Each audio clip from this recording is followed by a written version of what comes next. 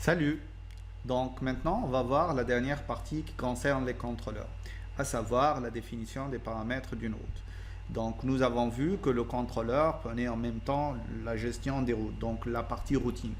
Et ce que nous avons identifié pour le moment, c'est quoi? C'est lorsqu'en fait, on veut accéder à une certaine action, il fallait passer par une route particulière. Donc ici, nous avons dit que lorsqu'on préfixait un contrôleur, toutes les routes que va gérer ce contrôleur-là doivent commencer par to-do et ensuite que pour définir une route, par exemple pour cette action-là, ça va être la concaténation de ce to-do-là avec cette partie. Imaginons maintenant qu'on veuille récupérer un to-do particulier, c'est-à-dire qu'au lieu d'avoir la liste de tous les to-do, qu'on veuille récupérer un to-do particulier. Donc get to-do, et là en fait on aura besoin d'un ID. Et cet ID là, ça doit être ce que nous envoie l'utilisateur via la requête. Donc ici au niveau de notre get, ça va être toujours un get, mais là pour différencier ce get là par ce get là, en fait, on va avoir une URL de la sorte to-do / et l'ID de la personne. Sauf que si on lui dit /ID tout simplement, et là, c'est une constante. Et là, on ne pourra pas savoir quel est l'ID qu'on va récupérer. Donc, au lieu d'avoir ici une constante, on voudrait bien avoir un paramètre qui va être variable. Donc, comment dire à Nest que ce paramètre-là va être une variable et non une constante?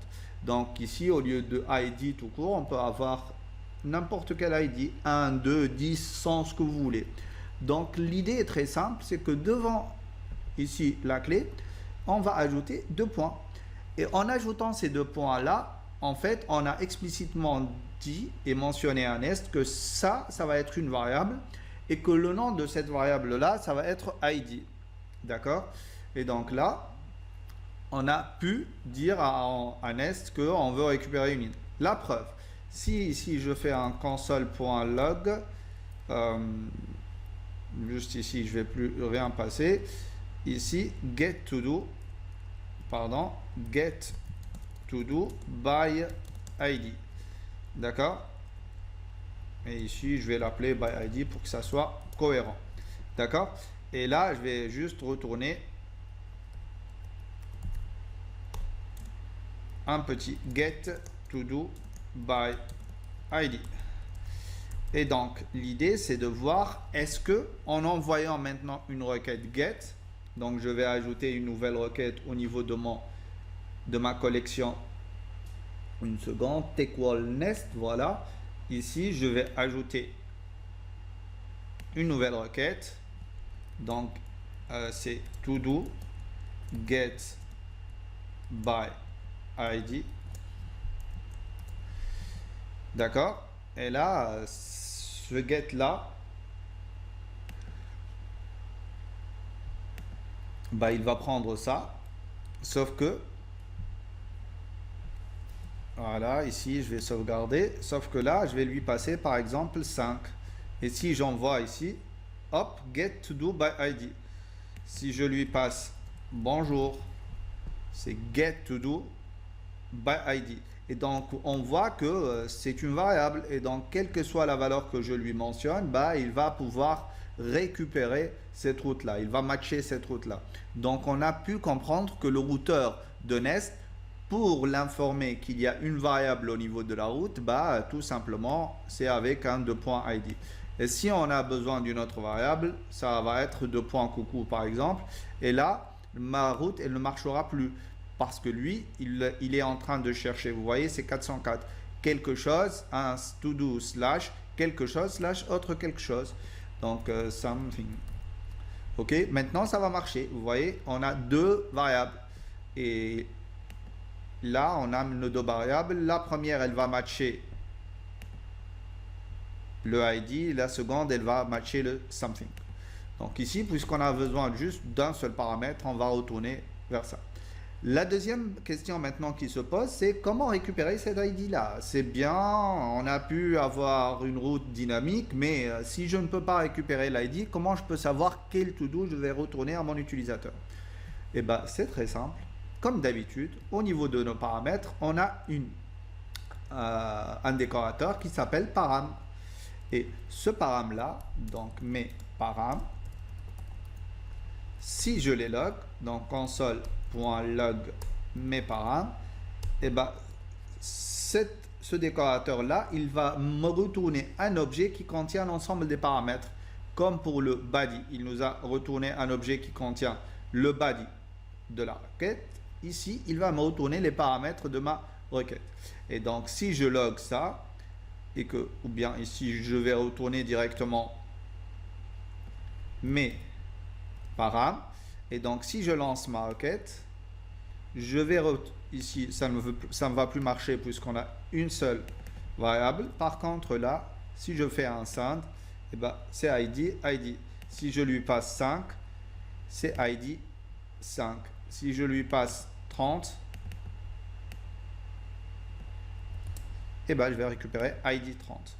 Et si j'ai /ID /2.autre, eh ben, si j'en relance ma requête, ça ne va plus marcher. Pourquoi? Tout simplement parce que j'ai un seul paramètre que je suis en train de passer.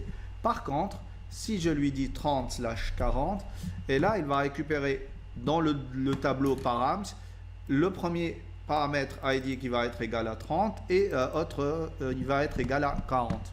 Donc, si j'envoie, vous voyez ID 30 et autre 40. Bon, ici, on a besoin juste de récupérer l'ID, donc ça devrait marcher.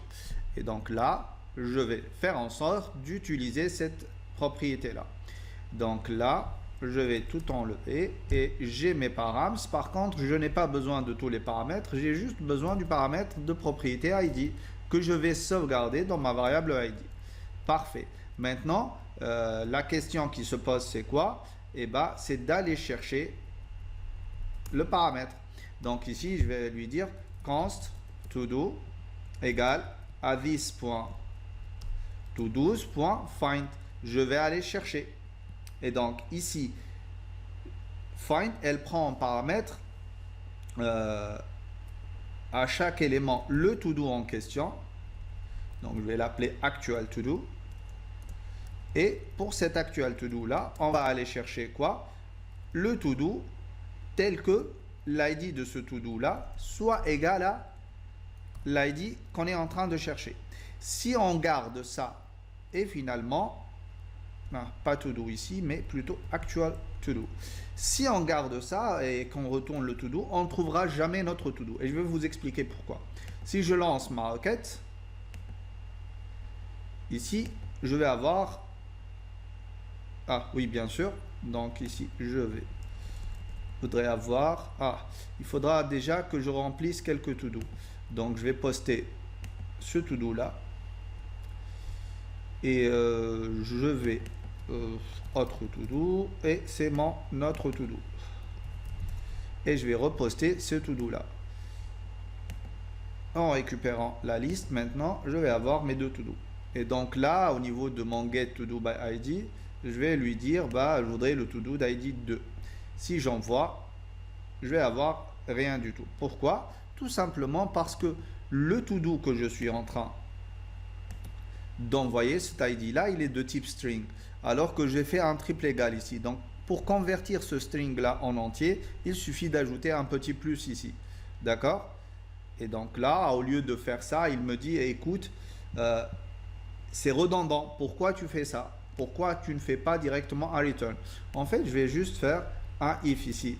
Et donc if to do, si j'ai un to do, bah, je vais le retourner. Sinon, bah, je vais déclencher une erreur. Je vais faire un throw, not found, new, not found exception. Je vais créer une exception de type not found. Et ici, je vais lui dire, bah, le to-do d'ID, ça c'est le template string, ID n'existe pas, tout simplement. N'existe pas. Voilà. Pour avoir quelque chose de propre. Et donc, je vais revérifier comment ça marche. En lançant ma petite requête, il va me retourner le to-do d'ID 2 n'existe pas. Oui, c'est normal. C'est normal parce qu'on a modifié le code, ce qui fait que puisqu'on sauvegarde tout ça dans la RAM, et ben, la liste des to-do, elle est vide. Hein. Et donc, je vais reposter mes to-do. C'est mon autre to-do, voilà, je vais l'envoyer. Et ici, je vais lui dire second to-do, tout simplement, c'est mon second to-do. Voilà. Et là, en relançant ma requête, je vais récupérer le to-do d'ID 2. Si je lui passe 1, il va me récupérer le to-do d'ID 1. Et si je lui donne 3, qui n'existe pas, il va me relancer le 404. Le to-do d'ID 3 n'existe pas. Not found. Et c'est génial. Donc, ça marche. On a pu récupérer ces éléments-là. Une dernière chose avant de terminer. À part les paramètres, il y a ce qu'on appelle les query params. Généralement, on les utilise lorsqu'on veut faire du filtrage ou lorsqu'on veut faire de la pagination, etc. Donc, imaginez ici qu'on veut avoir au niveau de la liste des to-do, d'accord, ici dans tous les to-do, je voudrais en fait filtrer, plutôt paginer. Je veux avoir par exemple les 3 premiers ou les 2 premiers. Pour ce faire, on aura quelque chose de ce genre-là au niveau de notre requête. Donc ça, je vais la sauvegarder. Et là, au niveau de notre requête get, on aura quelque chose de ce genre-là. Point d'interrogation, page égale par exemple 5. OK? Et donc, en envoyant ça, je voudrais juste avoir la page numéro 5. Donc, ça dépendra de ça. Donc, comment récupérer ce paramètre-là? En fait, c'est exactement la même chose que pour les params. Sauf que au lieu de s'appeler params, ici, nous allons avoir quelque chose qui s'appelle query. Donc, on a notre décorateur query. Vous voyez ici. Et là, je peux avoir mes query params. Mes query params.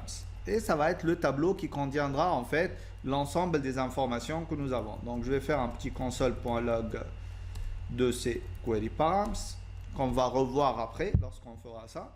Et si je lance maintenant ma requête, juste ici, je vais nettoyer la console. Voilà, clear buffer. Et si je relance ma petite requête à moi, qu'est-ce qui va se passer? Il va me retourner un tableau vide, c'est normal. On a relancé le serveur, ce qui fait que la liste des to-do a été effacée. Mais par contre, ici, on a page 2.5. Et si j'ajoute par exemple ici end, pour les séparer, c'est un petit end MB, le nombre d'éléments par page égale 10 par exemple, et je relance, et je vais avoir dans mon tableau de paramètres page et MB. Et donc là, je peux récupérer ça et faire en sorte que je ne puisse récupérer que les to-do à partir de la page 5 avec 10. Donc ici, ça va être les to-do de 40 à 50 et ainsi de suite. Donc ça, on va le voir lorsqu'on va entrer dans la partie base de données. On va travailler sur ça pour la partie pagination. Voilà, donc on a vu comment récupérer une bonne partie des informations qui se trouvent dans le request à travers les décorateurs offerts par Nest.js et qui vous facilite énormément la tâche. À la prochaine vidéo.